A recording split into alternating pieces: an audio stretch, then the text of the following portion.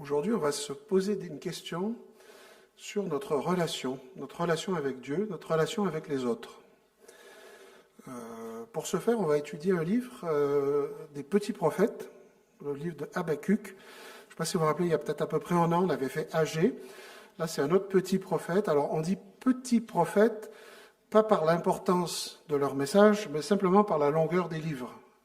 Comme le livre d'Habakkuk, qu'on va résumer ensemble aujourd'hui, c'est 3 chapitres, c'est à peu près 15 minutes de lecture. Je vous invite fortement à le lire chez vous, tout à l'heure ou dans les prochains jours.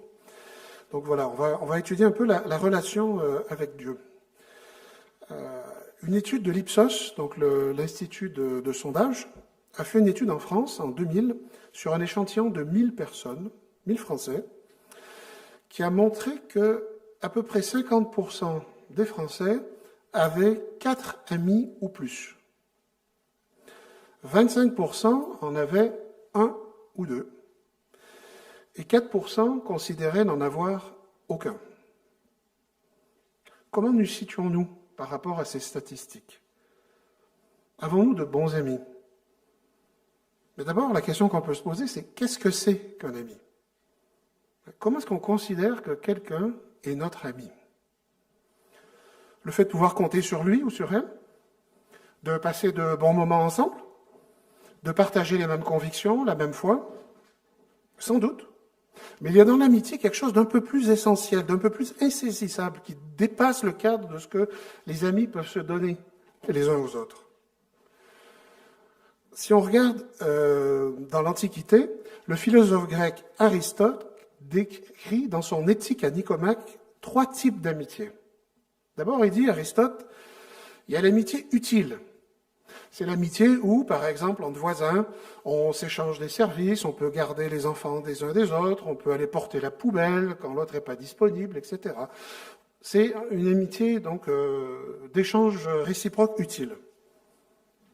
Il y a aussi l'amitié, selon Aristote, agréable. Ça, c'est l'amitié où est-ce qu'on va passer du plaisir ensemble. C'est l'amitié du club de foot, du club de danse, les amis qui vont aller prendre un verre, qui vont aller passer des soirées en discothèque. On a du plaisir ensemble. C'est chouette, on partage des bons moments. Mais finalement, selon Aristote toujours, il y a une 3e type d'amitié qui, lui, cette amitié-là, est fondée sur la vertu et a pour but le bien. Alors, il ne faut pas croire que cette dernière type d'amitié, c'est purement désintéressé et que c'est très, très contraignant. Aristote insiste sur le fait que ce type d'amitié, basé sur la vertu, et nous permet en fait c'est quand même profitable, c'est quand même joyeux. Mais pour le philosophe, donc, on a quand même tout intérêt, dans ces 3 types d'amitié, à privilégier le 3e et à nous entourer d'amis de valeur qui vont nous aider à devenir nous-mêmes meilleurs. Ça, c'est le point de vue des philosophes. Salomon, dans ses Proverbes, 17 nous le rappelle un petit peu. Il dit « L'ami aime en tout temps, et dans le malheur, il se montre un frère ». On voit que le type d'amitié dont parle Salomon, c'est plutôt le 3e type, plutôt que les 2 premiers types. On a vu un peu, l'amitié entre humains. Qu'en est-il de notre relation avec Dieu? Est-ce qu'on peut dire que Dieu est mon ami? Est-ce que je peux dire que je suis l'ami de Dieu? Je ne sais pas si vous vous êtes déjà posé la question. Est-ce que Dieu est mon ami? Est-ce que je suis son ami? Pour nous aider à répondre à cette question, il n'y a rien de mieux que de regarder notre Bible. Donc on va regarder dans notre Bible quelques exemples d'amis de Dieu. Un premier exemple, le patriarche Abraham en hébreu. Dans le livre de la Genèse, chapitre 18, je vous donne le contexte. Dieu est venu rendre visite à Abraham sous la forme de 3 messagers. Ils ont eu une bonne bouffe ensemble. Le plaisir d'amitié, là, ils ont mangé, ils ont partagé un chevreau, du pain, etc. Ils ont eu une bonne bouffe ensemble. Et là, Dieu il n'est pas venu que pour voir Abraham. Je ne sais pas si vous vous rappelez cet épisode-là, après la visite. Et au verset 17, on voit que Dieu se pose une question. Et il se dit, cacherai-je à Abraham ce que je vais faire? Parce que ce que va faire Dieu, c'est détruire Sodome et Gomorrhe pour leur péché, pour les punir de leur péché. Donc Dieu commence d'abord, en bon ami, par ouvrir son cœur. Il partage sa pensée et ses plans avec son ami Abraham. Et Abraham alors se lance dans une véritable joute verbale. On peut même dire un marchandage, vous vous rappelez, Abraham qui dit, écoute, s'il y a 50 justes, tu détruiras pas Sodome et Gomorrhe. Et Dieu dit, ouais, ok, d'accord. S'il y en a que 40, ouais, ok, d'accord. Et 30, bon, et 20, d'accord, même pour 20. Et au verset 32, c'est le temps que dure tout cet échange, Abraham dit que le Seigneur ne se mette pas en colère, et je parlerai une dernière fois. Peut-être qu'il ne s'y trouvera que 10 justes. Et Dieu répondit, à cause de ces 10, je ne détruirai pas Sodome. Encore une fois, Dieu s'est laissé influencer par son ami. Il y a eu une discussion franche avec son ami Abraham. Sautons quelques générations, et allons voir Moïse.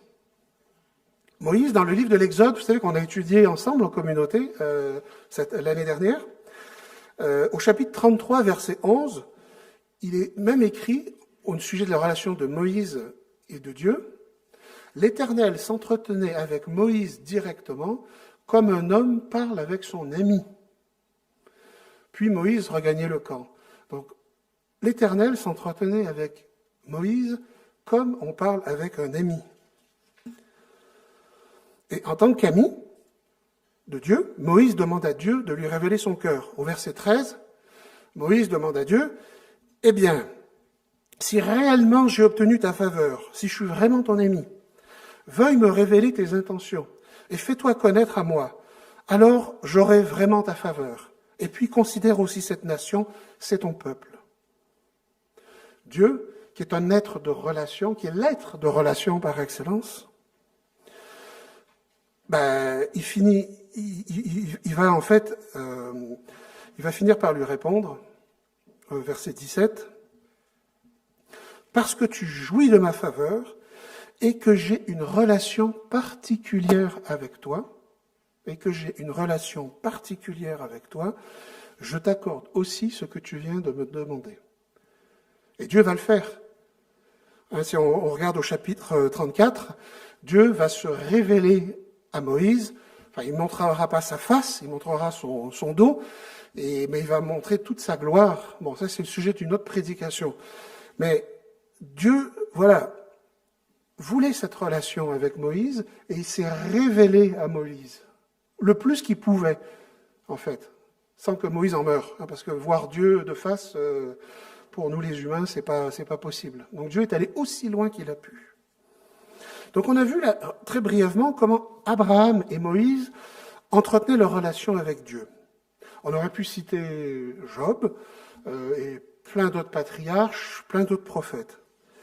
Mais aujourd'hui, on va concentrer notre message sur Habakkuk, qui est donc ce petit prophète qui n'est pas petit dans son enseignement.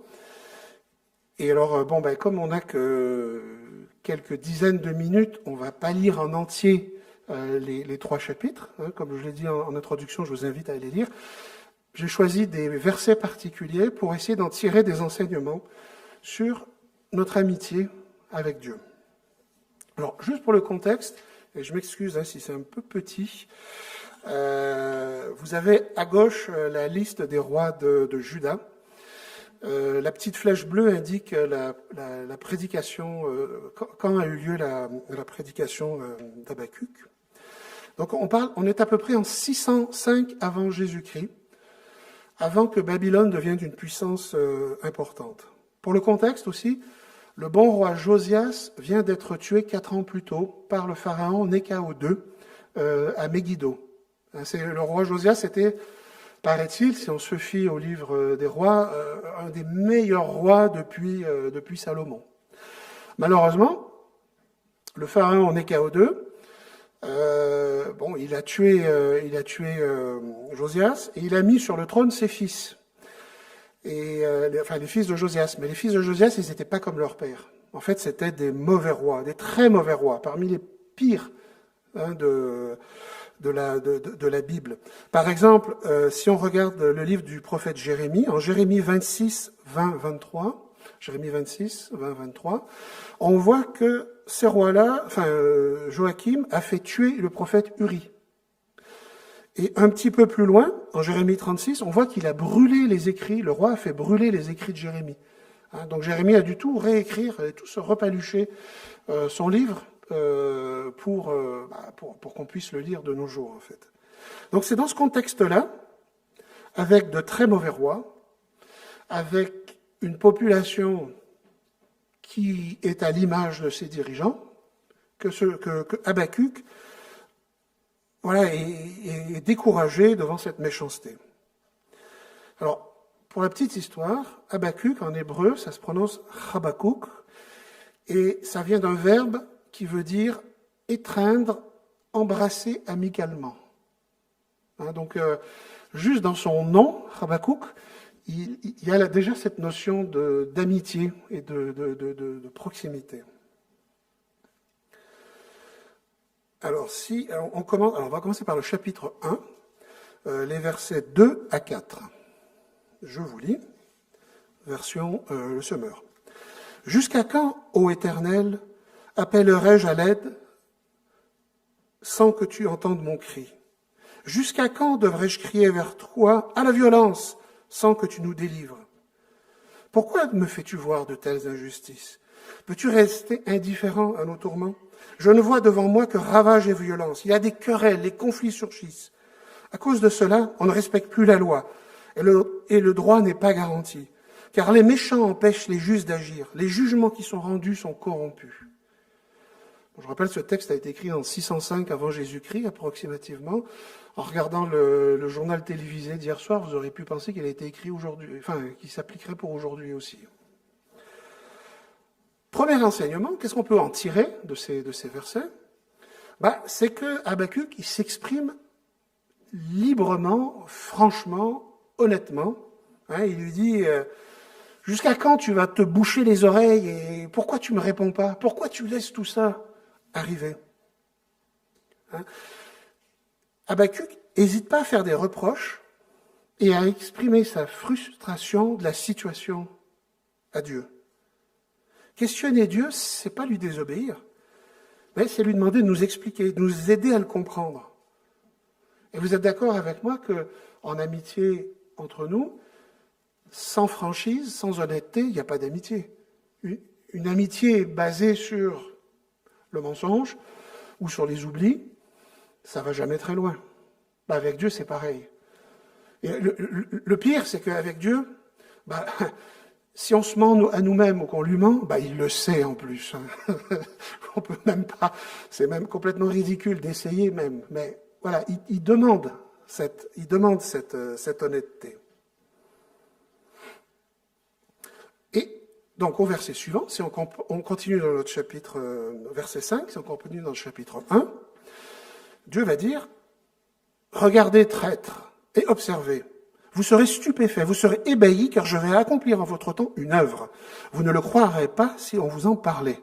Je vais faire venir les Chaldéens, Babylone, peuple féroce et déchaîné, qui parcourt les étendues de la terre pour prendre possession des demeures d'autrui. » Deuxième enseignement, quand on parle à Dieu, Dieu il nous répond. Après, c'est une amitié à double sens. C'est facile à oublier. On est nombreux, des fois, à se décourager ou à se dire que Dieu est silencieux. Mais en fait, il faut être attentif à sa réponse. Là, Dieu a répondu assez clairement à Habakkuk. Mais dans nos vies, souvent, la réponse, ça peut être par l'intermédiaire d'une conversation avec un frère ou une sœur. Ça peut être dans la tournure d'événements qui nous arrivent et des fois qui peuvent sembler très négatifs au premier abord, mais après ça qui se tournent en quelque chose de positif, ou du moins en un enseignement. Ça peut être aussi un passage de la Bible qu'on a lu des dizaines et des dizaines de fois, et que là, un soir, pouf, tout d'un coup, on dirait qu'il s'adresse à nous directement. Et on comprend, on a comme les yeux qui s'ouvrent, en fait. Et ça peut être aussi, des fois, la petite voix du Saint-Esprit qui ne parle pas fort, tout douce, dans notre tumulte. Elle aussi, il faut l'écouter. Mais attention, la réponse de Dieu, c'est pas toujours celle qu'on attend. Là, dans ce cas-là, Habakkuk, il disait, « Ah Seigneur, les dirigeants, le peuple sont mauvais. » Probablement qu'ils souhaitaient que le Seigneur change leur cœur, qu'il leur ouvre les yeux, qu'ils se réforment, qu'ils se convertissent. Et c'est pas ça que dit le Seigneur. Le Seigneur, oui, d'accord, je t'ai bien entendu. Je vais envoyer la cavalerie et on va tous vous massacrer. C'est certainement pas ça qu'attendait Habakkuk comme réponse. Dieu, il est comme ça. Hein. Les réponses, c'est pas toujours celles qu'on est prêt à entendre. Et des fois, c'est pour ça qu'on les entend pas, en fait. Comme c'est pas ce qu'on veut entendre, on l'entend pas. Voilà. Maintenant, si on passe au deuxième chapitre, on a un troisième enseignement. Au deuxième chapitre, après cette réponse, Habakkuk dit « Je me tiendrai à mon poste de garde, je resterai debout sur le fort du guetteur, et je guetterai pour savoir ce qu'en moi-même Dieu me dira, ce que je répondrai à ma protestation. » Ici, il utilise une image, Habakkuk, c'est l'image du guetteur. Je ne sais pas si parmi vous, il y en a qui ont déjà fait leur service militaire, qui ont déjà été dans l'armée, mais mon souvenir, c'est que, en gros, quand tu es de garde à la caserne, 99,99% du temps, il se passe rien. Tu es là, t'attends. Hein, les guetteurs au-dessus des murs, ils regardent, ils espèrent qu'il n'y aura pas d'ennemis qui arrivent, mais en général, il ne se passe rien. C'est un travail de patience. Hein, essayez de vous visualiser le garde au-dessus de son fort et qui attend des ennemis au-dessus de la ligne Maginot qui viendront peut-être que des années plus tard. Voilà, c'est ça, être un guetteur. Donc, troisième enseignement, Habakkuk nous rappelle que Dieu est parfois difficile à comprendre et il finit sa prière en promettant d'attendre sa réponse, d'attendre la clarification, de dire hey, « Pourquoi tu nous fais ça? Pourquoi tu veux nous punir, nous envoyer? Pourquoi c'est ça ta réponse ?»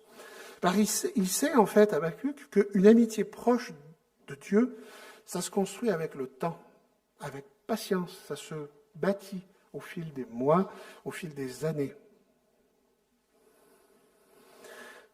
Et Dieu, là-dedans, il ne s'offusque pas que Habakkuk lui remet en question son plan. Et au contraire, il va même lui faire une révélation très importante, comme on en fait souvent aux amis. Hein, quand on se sent en confiance, des fois on va dire des secrets qu'on n'aurait jamais dit à personne d'autre. C'est ce que va faire Dieu. Donc au verset 2, donc chapitre 2, verset 2, l'Éternel répondit, « Écris cette révélation, grave-la sur des tablettes, écris-la clairement pour que chaque lecteur puisse la comprendre et la lire couramment. Car c'est une révélation sur un temps fixé qui parle de la fin et qui n'est pas mensongère. Si même il faut attendre que vienne l'Éternel, attends-le patiemment, car il viendra sûrement, il ne tardera pas. Si quelqu'un flanche, il n'est pas droit de cœur, mais le juste vivra grâce à sa foi. Le juste vivra grâce à sa foi. » C'est toute une révélation que Dieu a fait à Habakkuk. C'est tellement important qu'il a demandé de la graver sur une tablette. Quelles autres paroles de Dieu ont été gravées sur des tablettes? Les 10 commandements, oui, exactement. Les 10 commandements qui sont considérés comme parmi les paroles de Dieu les plus importantes. Hein. D'ailleurs, que dans beaucoup de temples de la tradition réformée, on retrouve les 10 commandements. Dans toutes les synagogues, vous avez une copie des 10 commandements sur les murs. Les 10 commandements, effectivement.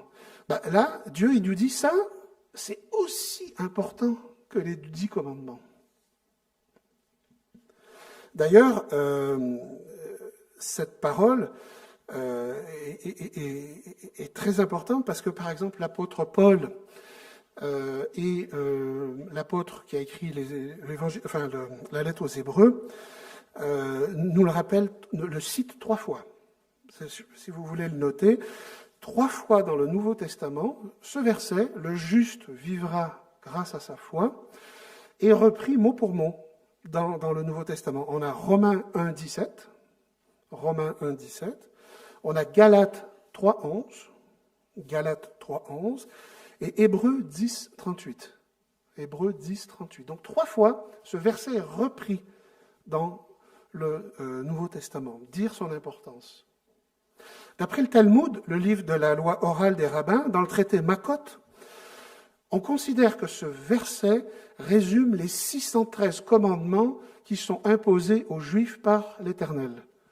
Donc, on considère donc ce simple verset remplace 613 ou résume 613 commandements. Plus près de nous, au XVIe siècle, le réformateur allemand, Martin Luther, a beaucoup médité ce verset. Il a écrit, alors je vous fais une traduction libre, « Malgré le caractère irréprochable de ma vie de moine », parce qu'il était moine avant d'être réformateur. Donc malgré le caractère irréprochable de ma vie de moine, sans péché, je me sentais pécheur devant Dieu et ma conscience était constamment troublée.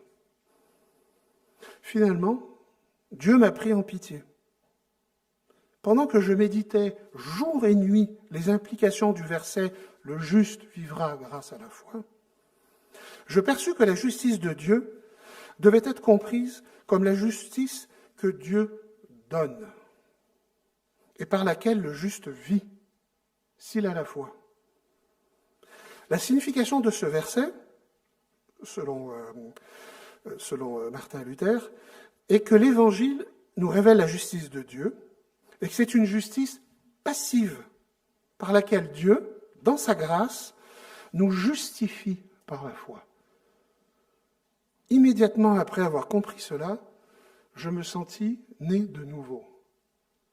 Amen. Amen. Hein? Puissance du verset et implication du verset. Parce que c'est grâce à cette conversion de Martin Luther que tout le mouvement de la Réforme et cette Église ici, aujourd'hui rassemblée, est une héritière de cette révélation. Donc, 4e et dernier enseignement qu'on peut tirer sur Habakkuk, c'est que être ami de Dieu, c'est être prêt à recevoir un cadeau extraordinaire de sa part. Quand on est ami avec quelqu'un, on va donner des cadeaux, mais on est prêt à en recevoir. L'ami de Dieu peut être sûr de son salut. Son salut, il ne dépend pas de quelque chose qu'il a fait, qui vient de lui, mais ça dépend simplement de la fidélité de Dieu à tenir ses promesses. Et est-ce que Dieu tient ses promesses ? Oui, Dieu tient toujours ses promesses. Dans son temps, évidemment. Il s'agit donc de placer sa confiance dans cette fidélité. La certitude, la garantie d'être sauvé, ce n'est pas fondé dans l'homme, mais dans Dieu. Être ami de Dieu, c'est donc une question de foi et pas de force de caractère. Pour être ami de Dieu, il faut s'abandonner à son ami. Il faut être prêt à lui laisser cette place, à plus se mettre en premier et à laisser Dieu prendre cette place. Comme on fait avec nos amis quand on est prêt à les mettre en premier. Nos vrais amis qu'on est prêt à mettre en premier. Suite à cette conversation avec Dieu des 2 premiers chapitres, Habakkuk se lance dans une prière de reconnaissance qui en fait est une louange, qui est un psaume. C'est une chanson, on le sait, parce que le dernier verset du chapitre 3, il précisait à chanter avec accompagnement d'instruments à cordes. Donc avec la guitare, la guitare de Jésus et d'Erwan. Hein, donc c'est vraiment une chanson. Habakkuk est tellement content de cette relation avec Dieu qu'il se met à chanter. Et dans ce chant, dans cette prière, il résume les principales leçons à tirer de son livre. Au verset 2, « Ô Éternel, j'ai entendu ce que tu viens de proclamer, je suis effrayé devant ton œuvre. » Il reconnaît qu'il a peur. « Dans les cours des années, accomplis-la. Dans les cours des années, fais-la connaître. Dans ton indignation, rappelle-toi d'être clément. » Premier enseignement, donc, être ouvert, franc avec Dieu. Pas se mentir à soi-même et pas mentir à Dieu. Deuxième, amitié à double sens. Dieu répond, verset 3, « De Théman Dieu arrive, le Saint vient des montagnes. Sa majesté couvre le ciel, sa louange remplit la terre. » Dieu est présent, il répond. Ça a double sens. Ce n'est pas une amitié que dans un seul sens. Troisième enseignement, l'amitié se construit au travers d'une attente patiente. Verset 16, on voit, j'ai entendu cette nouvelle, j'en suis tout bouleversé, mes lèvres balbutient et mes os se dissolvent, je reste là tremblant. Puisque je dois attendre tranquillement, j'attendrai le jour de la détresse où l'ennemi qui doit nous assaillir nous attaquera. Cette patience, il faut être patient pour être ami avec Dieu. Et Dieu merci, il est patient avec nous aussi. Ça va, c'est à deux sens. Quatrième et dernier enseignement, l'ami de Dieu est prêt à abandonner sa force à son ami, à ne plus se mettre en premier. Au verset 18, on lit « Mais moi, c'est Habakkuk qui parle, c'est à cause de l'Éternel que je veux me réjouir. J'exulterai de joie à cause du Dieu qui me sauve. L'Éternel, le Seigneur, c'est lui ma force. L'Éternel, le Seigneur, c'est lui ma force. Il me rend mes pieds pareils à ceux des biches, il me fait cheminer vers des lieux élevés. » Voilà, chers frères, chères sœurs, ce que le Seigneur m'avait à cœur de vous partager sur ce prophète Habakkuk et sur la relation d'amitié que Dieu attend de chacun. Prions.